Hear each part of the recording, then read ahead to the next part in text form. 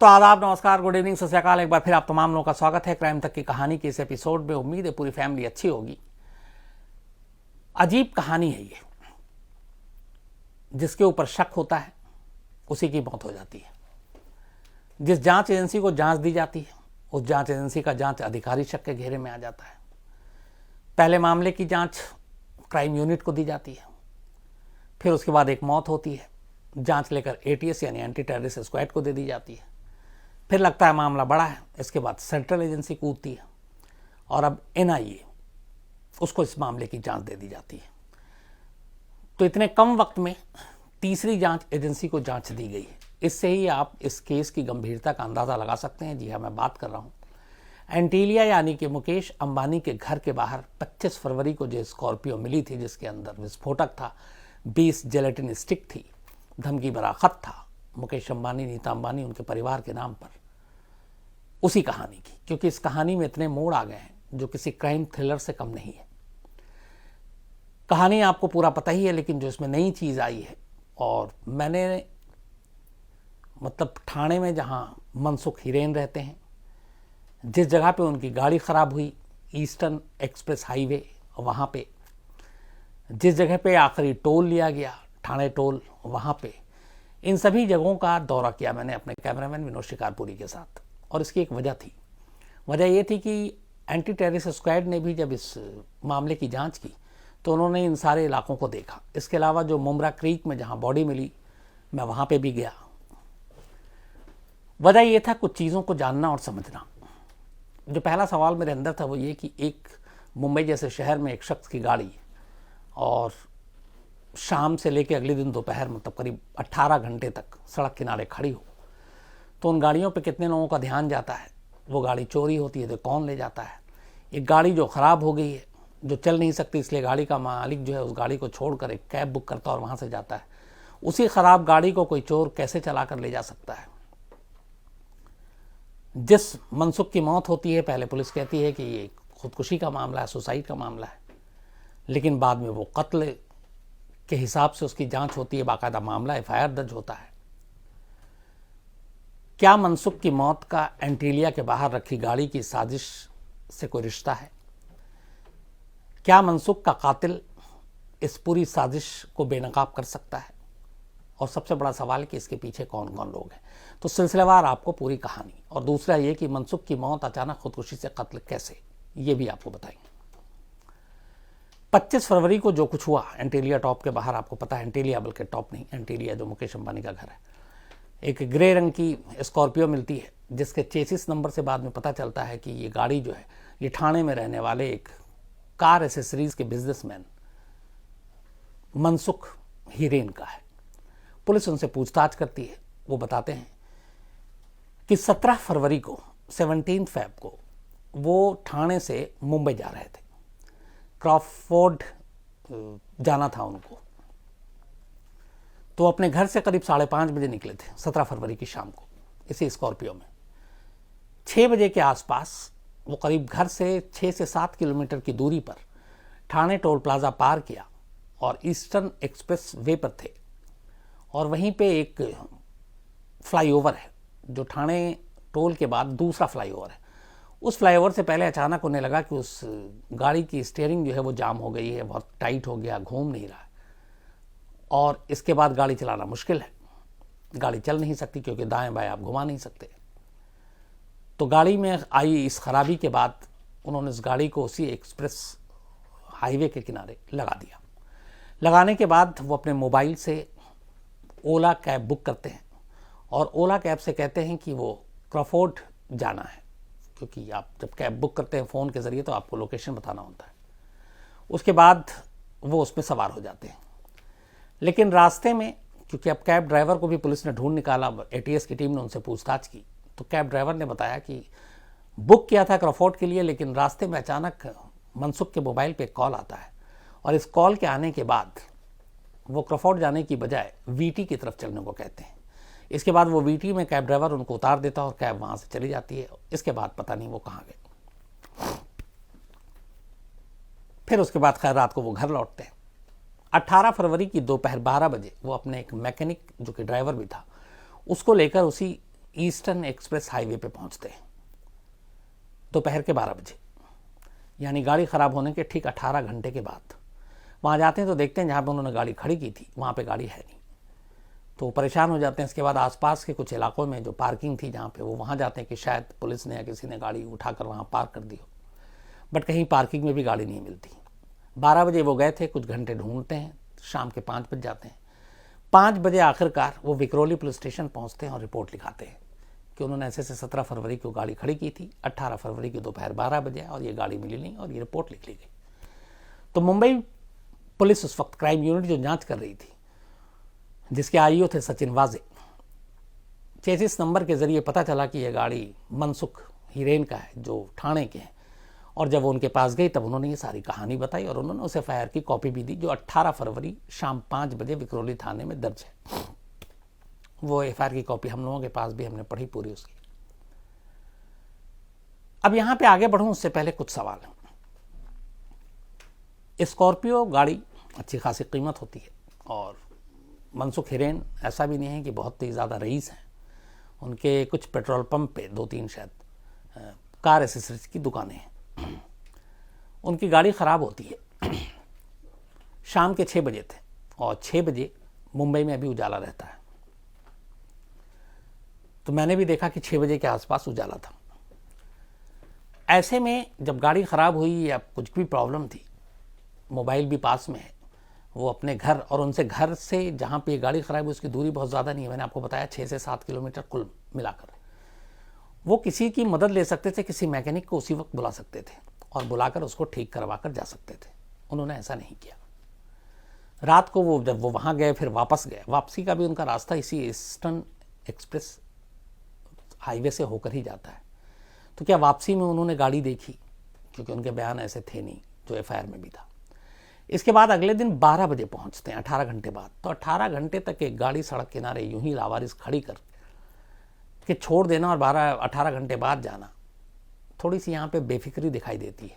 क्योंकि किसी की भी गाड़ी होती है, डर होता है कि कहीं चोरी ना हो जाए, कुछ और ना हो जाए, पुलिस वाले उठा के ना ले जाए, तो वो अपनी गाड़ी की तरफ पहले भागता है। तो पहला ये कि शाम 6 बजे बहुत लेट भी नहीं हुआ था, अंधेरा भी नहीं था, उस वक्त भी ये गाड़ी को वो बनवा सकते थे, रात को घर ले जा सकते थे, लेकिन ऐसा हुआ नहीं। अगले दिन 12 बजे पहुंचते हैं, अगले दिन सुबह भी नहीं पहुंचे।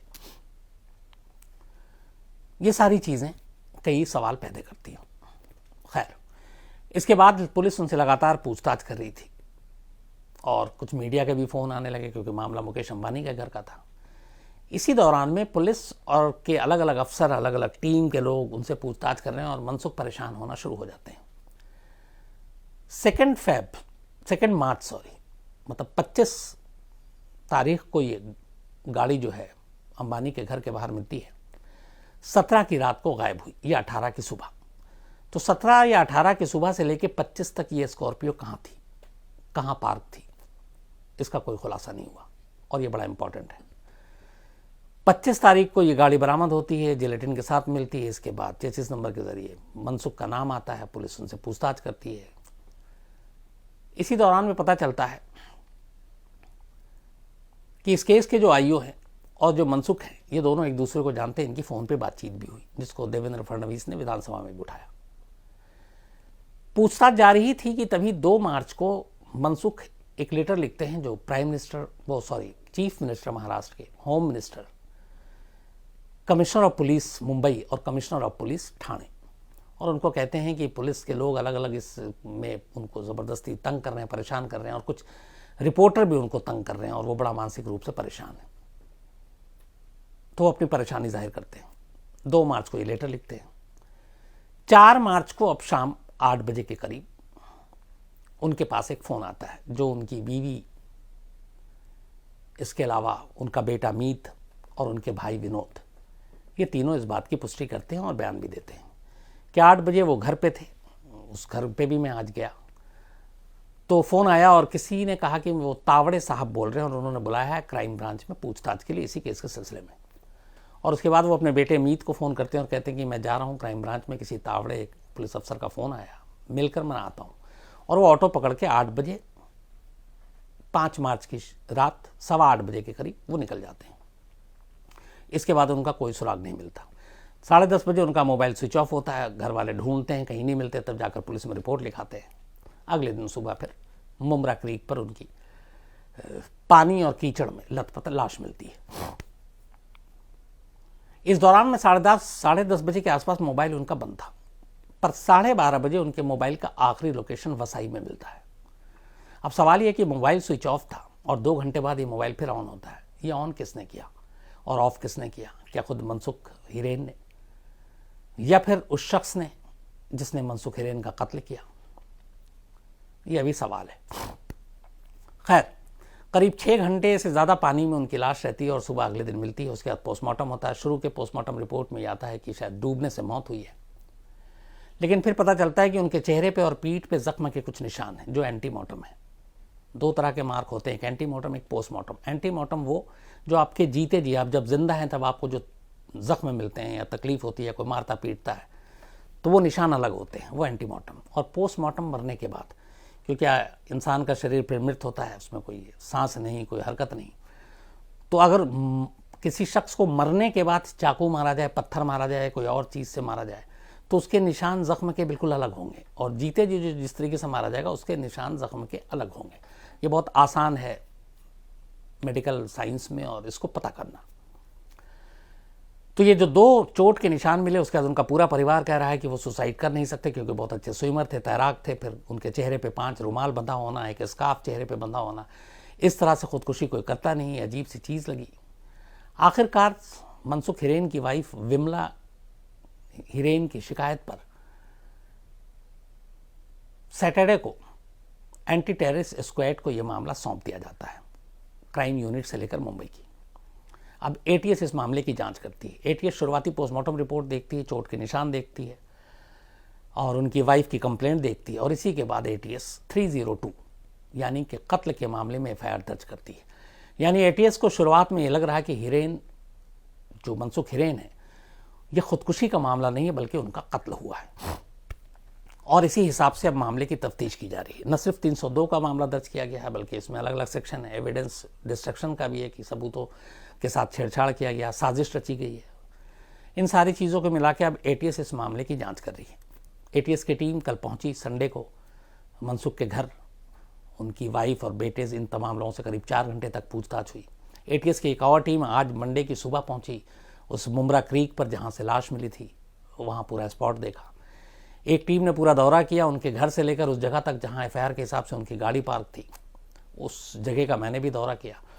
जो टोल प्लाजा है ठाणे का, वहां से जहां पे ये गाड़ी पार्क है उसकी दूरी करीब मुश्किल से 1 किलोमीटर होगी, लेकिन उस पूरे रास्ते में कहीं हमने 2 चक्कर काटे, कोई सीसीटीवी फुटेज मतलब कैमरा हमें दिखाई नहीं दिया।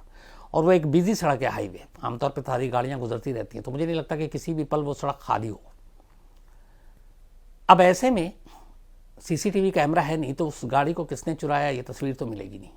लेकिन यहाँ सवाल ये है कि एक गाड़ी जो ख़राब थी, जिसको इस लायक नहीं थी कि वो चला के ले जाया जा सके बकौल एफआईआर, उस गाड़ी को कोई चोर आकर कैसे ले जा सकता है? क्योंकि गाड़ी ख़राब है, चोरी तो वो कर सकता है, पर चला कर कैसे ले जाएगा? तो क्या दूसरी गाड़ी के साथ बांध कर खींच कर ले गया? पहला सवाल। दूसरा सवाल कि जो चोर था, क्या वो खुद मैकेनिक था? पहले उसने गाड़ी को ठीक किया और फिर गाड़ी को चुराया। तीसरा ये कि क्या चोर ने क्रेन बुलवाया और क्रेन से गाड़ी को उठा कर ले गया? हालांकि ये बड़ा अजीब सा लगता है, क्योंकि जितने भी इलाके होते हैं आमतौर पर क्रेन का रिकॉर्ड होता है, या तो पुलिस स्टेशन से जुड़े होते हैं या फिर ट्रैफिक पुलिस के साथ जुड़े होते हैं, तो कब कौन से क्रेन कहाँ पे गया इन सब के एक रिकॉर्ड होते हैं, तो उसमें पकड़े जाने का खतरा है। तो क्रेन वाली बात हजम नहीं होती। चोर और मैकेनिक एक ही शख्स हो, क्राइम में कुछ नहीं कहा जा सकता। या फिर यह है कि इसके पीछे कहानी कुछ और है, ये भी नहीं मालूम। तो अब पुलिस इन चीज़ों की तो तफ्तीश कर रही है। अब सवाल ये कि पहले ये कहा गया कि एक सुसाइड है और ये कत्ल है। जो पोस्टमार्टम रिपोर्ट है वो फाइनली अभी मौत का रीज़न नहीं बता रही, लेकिन चोट के निशान ये बता रहे हैं कि मामला कुछ गड़बड़ है, और जिस तरीके से लाश मिली वो भी शक पैदा कर रहे हैं।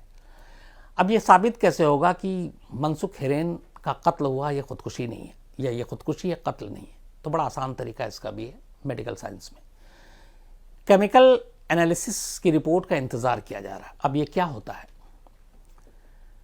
एक आदमी जो पानी में डूब के मर जाए, वो रिपोर्ट से फ़ौरन पता चल जाता, क्योंकि एक आदमी जब पानी में डूबता है जिंदा, तो उसके नाक और मुंह के ज़रिए पानी आपके फेफड़े में फिर बाकी चीज़ों में मिलकर जाता है, और एक टेक्निकल टर्म है कि उसके होते हुए वो बोन मैरो के अंदर भी उस पानी का कुछ हिस्सा पहुंच जाता है। अगर लंग्स में वो पानी है, अगर बोन मैरो तक वो पानी पहुंचा है, और जिस जगह से लाश मिली है उस पानी के आप सैंपल को उठाएं और उस सैंपल के ज़रिए आप चेक करें, उस पानी का सैंपल और उस शरीर के अंदर मिला पानी का सैंपल अगर मैच कर जाता है, तो इसका मतलब है कि ये खुदकुशी है, क्योंकि एक जिंदा आदमी ही पानी अपने अंदर फेफड़े में और बाकी जगहों पे ले जाएगा और उसका कुछ ना कुछ हिस्सा बोन मैरो तक पहुंचेगा। तो ये पहली चीज़, अगर एक जिंदा आदमी पानी के अंदर डूबता है। अब यहाँ दो तरीके हो सकते हैं, एक आदमी खुदकुशी के नीयत से पानी में डूब गया, एक दूसरा भी होता है जो फिल्मों में ही आपने देखा होगा कि कई लोग एक आदमी के ऊपर पावर पा लेते हैं, उसको कब्जे में कर लेते हैं, और मान लीजिए उसका मुंह जो है पानी के अंदर जबरन डाला हुआ पकड़कर, तो वो छटपटाएगा, उसके बाद वो मरेगा। ऐसी सूरत में भी पानी उसके अंदर जाएगा। तो जिंदा आदमी अगर पानी में डूबता है तो वो इस केमिकल एनालिसिस के जरिए पता चल जाएगा। अब एक मुर्दे को अगर लाकर आपने पानी में फेंक दिया है, एक लाश को, तो वो भी आसानी से पता चल जाएगा। क्यों? उसके अंदर वो पानी के अंश नहीं मिलेंगे, ना बोन मैरो में, ना उसके फेफड़े तक पानी जाएगी, क्योंकि एक आदमी जो मर चुका है सांस ही नहीं ले सकता, तो पानी के अंदर पानी उसके शरीर में नहीं जा सकता है। ये मेडिकल साइंस के, और चूंकि मैंने आज डॉक्टर हर्ष शर्मा, आप लोग जानते भी होंगे, देश के नामी फॉरेंसिक एक्सपर्ट्स हैं और एमपी के CFSL के डायरेक्टर, अभी रिटायर हुए हैं वो, तो उनसे मैंने इस बारे में लंबी बात की। उनका हालांकि मैंने उनसे बात भी की और उन्होंने अपने वीडियो भी भेजे इस पूरे मामले में, तो मैं कोशिश करूंगा कि उस वीडियो को भी मैं क्राइम तक में आपको दिखाऊं। इस कहानी के आखिर में ही मैं कहूँगा कि या तो लगा दें, तो आप बेहतर समझ सकते हैं, क्योंकि शायद टेक्निकली मैं उतना बेहतर एक्सप्लेन नहीं कर पाऊँगा वो चीज़ें। लेकिन यहाँ एक बेसिक चीज़ है कि अगर मनसुख हिरेन पानी के अंदर जिंदा गए तो ये पता चल जाएगा, और अगर उनकी लाश को फेंका गया तो भी पता चल जाएगा। तो उसी रिपोर्ट का इंतज़ार किया जा रहा है कि ये रिपोर्ट में है क्या, और उससे ये क्लियर हो जाएगा कि ये मामला कत्ल का है या खुदकुशी का है। लेकिन शुरुआती तौर पर मुंबई ATS, महाराष्ट्र ATS ने FIR जो दर्ज किया है वो FIR 302 का है, यानी वो मानकर चल रही है कि मनसुख हिरेन का कत्ल हुआ। अब यहाँ पे अगर ये कत्ल है तो फिर साजिश बहुत बड़ी हो जाती, इसलिए कि जिसने भी मनसुख हिरेन का कत्ल किया, फिलहाल कोई मोटिव नहीं, क्योंकि टाइमिंग का यहाँ पे ख्याल रखना पड़ेगा। मनसुख की कोई दुश्मनी की ऐसी कोई अभी तक बात सामने नहीं आई, जिंदगी उनकी ठीक ठाक चल रही थी, परिवार के साथ खुश थे, बिजनेस भी ठीक था, पैसों की कोई तंगी नहीं। 25 फरवरी को अचानक मुकेश अंबानी के घर के बाहर से उनकी कार मिलती है और उसके बाद उनकी ज़िंदगी पलट जाती है। पूछताछ, पुलिस स्टेशन के चक्कर काटना, बड़े बड़े अफसर उनसे बुला के पूछताछ कर रहे हैं, फिर मीडिया का प्रेशर, वो सबको झेल रहे हैं। और उस इंसिडेंट के करीब 3 दिन उधर, 25 दिन, 28 फरवरी का चूँकि महीना था, और 8 दिन के बाद उनकी लाश मिलती है। अगर मनसुख का ये कत्ल है तो फिर एक चीज़ तय है कि जो भी इनका कातिल है, उस कातिल का कहीं ना कहीं कनेक्शन एंटीलिया के बाहर मिली उस कार से, क्योंकि ये मामला उसी से जुड़ा हुआ है। तो इसलिए ये मौत बड़ी हो जाती है और ये साजिश बड़ी हो जाती है। अब सवाल यह है कि वो कौन हो सकता है, कौन लोग हो सकते हैं। 2-3 चीज़ें, या तो मनसुख हिरेन को कहीं ना कहीं कुछ सच्चाई पता चल गई कि इस गाड़ी को वहाँ रखने वाला कौन था, इस गाड़ी में जिलेटिन रखने वाला कौन था, और वहाँ इस गाड़ी को रखने का मकसद क्या था, पहली चीज़। दूसरी चीज़, किसी ने उन्हें धोखा दिया और अंधेरे में रखा, और बाद में उन्हें सच्चाई पता चल गई और उस शख्स को डर लग गया कि अब तो सच्चाई सामने आ जाएगी, इसलिए उनका मुंह हमेशा हमेशा के लिए बंद कर दिया। तीसरा ये कि कोई ऐसा जानकार था जो उनकी मतलब भरोसे का, जिसने फ़ायदा उठाया और उन्हें लगा ये तो अपना बंदा है और अच्छी जगह हो सकता पुलिस में हो, और फिर उसके बाद ये सारी चीज़ें हुई और उसमें कुछ चीज़ें मनसुख को पता चल गईं और उन्हें लगा ये गलत है, तो फिर उसने उनका मुँह खामोश बंद कर दिया। तो कुल मिला के वजह चाहे जो भी हो, और वो कौन लोग हैं, ये सबसे बड़ा सवाल नंबर 1। नंबर 2, वहाँ पे गाड़ी में जिलेटिन रखना और धमकी भरा खत लिखने का क्या मकसद और मतलब है, ये भी जानना ज़रूरी है। इससे किसको क्या हासिल होगा। बट कुल मिलाकर जैसे ही मनसुख हिरेन का कातिल पकड़ा जाता है, आप मान के चलिए एंटीलिया की साजिश अपने आप बेनकाब हो जाएगी, क्योंकि उनकी मौत का कोई ना कोई कनेक्शन वहाँ से जाकर मिल रहा। और इसकी वजह ये है कि जिस तरीके से कार बरामद हुई और जिसके बाद 8 दिन के अंदर अंदर उनकी मौत होती है और जिस तरीके से वो परेशान थे, तो ये सारी चीज़ें इशारा करती हैं कि साजिश गहरी है और इसमें जो शामिल लोग हैं वो भी बड़े हैं। लेकिन कौन लोग हैं, क्या उनका ताल्लुक टेररिज्म की दुनिया से, आतंकवाद से है, या फिर वो मुंबई का कोई गैंग है, या कोई टुच्चा मुच्चा बदमाश है, या फिर कोई ऐसे हैं जिसके साथ उनका रिश्ता था। जैसे अब बात आइए जो हटे, सचिन वाजे को लेकर बात उठ रही है जो देवेंद्र फडणवीस ने उठाया कि वो मनसुख को जानते थे, सबसे पहले स्पॉट पे वही पहुंचे थे, वो भी ठाणे के, ये भी ठाणे के। लेकिन सिर्फ दोस्ती और जो एक दूसरे को जानना या एक ठाणे में रहना ही गुनाह कोई है नहीं, वहाँ तक गाड़ी जाने और गाड़ी के बाद ये सारी चीज़ें होना, उसमें उन दोनों का क्या कोई रोल है, जो कि जिस तरीके से फडणवीस साहब ने बताया उसकी भी जांच NIA अब करेगी। तीसरा जो हैरत अंगेज़ है वो ये कि ये 2 गाड़ियाँ गई थी, एक इनोवा और एक स्कॉर्पियो। स्कॉर्पियो का ड्राइवर उतर कर इनोवा में बैठता है, वो इनोवा भी वापस ठाणे की तरफ जाती है। लेकिन 25 फरवरी की रात से लेके आज की तारीख तक उस इनोवा का कोई सुराग नहीं मिला है। कोई पता नहीं चला कि वो इनोवा कहाँ खा गई, ज़मीन निकल गई, आसमान में घूम गई, कहाँ है मालूम नहीं।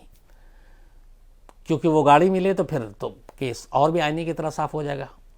तीसरी चीज़ कि उन दोनों गाड़ियों में जो भी लोग थे, इनोवा में और स्कॉर्पियो में, उन्हें हर जगह के बारे में मालूम था कि कहाँ कहाँ CCTV कैमरा है। अब ये चीज़ या तो रैकी से पता चलती है या फिर ये कि जो लोग इसमें शामिल हैं उन्हें सब कुछ मालूम है। क्योंकि जहाँ पे इन्होंने स्कॉर्पियो पार की, वहाँ से वो आराम से ड्राइवर सीट से उतर कर इनोवा में बैठ सकता था, लेकिन उसे मालूम था कि इधर से उतरेंगे तो CCTV कैमरा और मेरा चेहरा आ जाएगा। इसलिए ड्राइवर अपनी दरवाज़ा खोल के उतरने की बजाय पहले ड्राइवर के बराबर वाली सीट की तरफ जाता है और फिर उस दरवाजे को खोलकर उस इनोवा में बैठता है और वो इनोवा वहाँ से जाती है। तो ये इशारा करती है कि इसमें उन्हें छोटी से छोटी जानकारी मालूम थी। तो अब NIA इस मामले की जांच कर रही है, उधर ATS मनसुख हिरेन के इस मौत की, कत्ल की जांच कर रही है। दबाव लगातार है क्योंकि मामला बड़ा है कि जल्द से जल्द इस केस का खुलासा हो। तो जैसे इस केस का खुलासा होगा आपको अपडेट ज़रूर दूंगा। पर मुझे लगा कि ये जो सारी चीज़ें थी आप तक ये अपडेट दूं। तो फिलहाल इतना ही आज कहानी में। आपसे फिर मुलाकात होगी कल रात 9 बजे किसी नई कहानी के साथ। तब तक अपना ख्याल रखिएगा, अपनों का ख्याल रखिएगा। Thank you very much.